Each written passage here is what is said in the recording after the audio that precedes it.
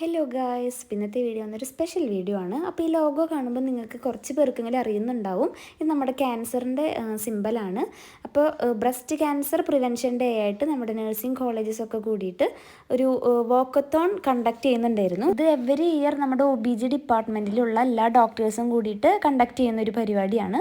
അപ്പോൾ ഒത്തിരി എവിയേഡ്സ് നമ്മൾ ഉണ്ടാക്കിയിട്ടുണ്ടായിരുന്നു കേട്ടോ. 2 ദിവസം കൊണ്ട് നമ്മൾ ക്രിയേറ്റ് ചെയ്ത എവിയേഡ്സ് ആണിത്. അപ്പോൾ നമ്മളെക്കാളും ഒത്തിരി എവിയേഡ്സ് നമ്മുടെ ബാക്കിയുള്ള കോളേജുകാരൊക്കെ ഉണ്ടാക്കിയിട്ടുണ്ടായിരുന്നു. അപ്പോൾ overall they are not focusing only in AV aids കേട്ടോ. ഏവിയേഡ്സ് മാത്രമല്ലായിരുന്നു, അതുപോലെ തന്നെ എനർജറ്റിക് വോയിസസ്, ദ സ്ലോഗൻസ് എല്ലാം നോക്കിയിട്ടായിരുന്നു. അതുപോലെ റോൾ പ്ലേയും ഡ്രാമയും ഒക്കെ ഉണ്ടായിരുന്നു. എല്ലാ കോളേജുകാരും ഈക്വലായിട്ട് പാർട്ടിസിപ്പേറ്റ് ചെയ്തു കേട്ടോ. അതൊക്കെ ഗവൺമെൻറ്റിൻ്റെ ഫ്ലാഷ് കാർഡ്സ് ആണ് കാണുന്നത്.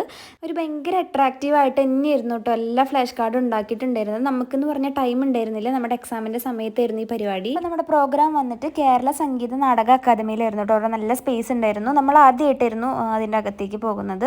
അവിടെ ചീഫ് ഗസ്റ്റ് എന്ന് പറഞ്ഞത് ഇന്ദു വാര്യരും അതുപോലെ തന്നെ ലക്ഷ്മി നക്ഷത്രയായിരുന്നു. നമുക്ക് ആർക്കും അറിയുന്നുണ്ടായിരുന്നില്ല കേട്ടോ ഇങ്ങനെ ഗസ്റ്റ് ഉണ്ടെന്നൊന്നും നമുക്ക് അറിയുന്നുണ്ടായിരുന്നില്ല. നമ്മളെല്ലാവരും വളരെ എക്സൈറ്റഡ് ആയിരുന്നു ഇവരെ കണ്ടിട്ട്. കൈയോടൊരു പ്രിസ്ക്രിപ്ഷൻ ഇവിടെ പ്രിസ്ക്രിപ്ഷൻ ഒരു 1000 പ്രിസ്ക്രിപ്ഷൻ എനിക്ക് കിട്ടും കേട്ടോ. അപ്പോ ഒരുപാട് സന്തോഷം. ആദ്യം തന്നെ ഒരു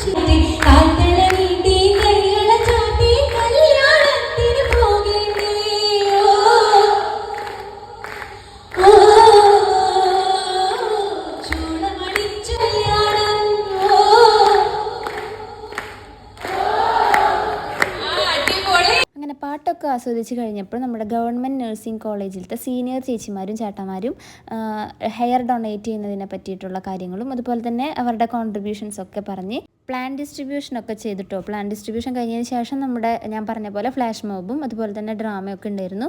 അപ്പോഴത്തേനും നമ്മുടെ 2 ഗസ്റ്റും പോകാൻ സമയമായിട്ടോ. അപ്പോൾ അവർ പോയി. എന്നാലും നമ്മുടെ പരിപാടി അവിടെ സ്റ്റേജിൽ നടക്കുന്നുണ്ടായിരുന്നു. കാരണം ടൈം നമുക്ക് വൈകിക്കാൻ പറ്റില്ല. പരിപാടി ഇത്രയും ഭംഗിയായി നടക്കാൻ കാരണം നമ്മുടെ മെഡിക്കൽ റെപ്രസെൻറ്റേറ്റീവ്സ് ആയിരുന്നു. എൻ്റെ അച്ഛൻ്റെ പ്രൊഫഷൻ അതായതുകൊണ്ടാണോ എന്നറിയില്ല, ഞാൻ അവർക്ക് ഭയങ്കര സ്പെഷ്യൽ അറ്റൻഷൻ അവർക്ക് കൊടുത്തിരുന്നു കേട്ടോ. കാരണം അവർ അത്രയും ഭംഗിയായിട്ടായിരുന്നു കാര്യങ്ങളെല്ലാം ചെയ്യുന്നുണ്ടായിരുന്നത്. പിന്നെ നമ്മുടെ പരിപാടി എല്ലാം കഴിഞ്ഞു, നമ്മൾ പോവായി. അപ്പോൾ ഇത്രയേ ഉള്ളൂ.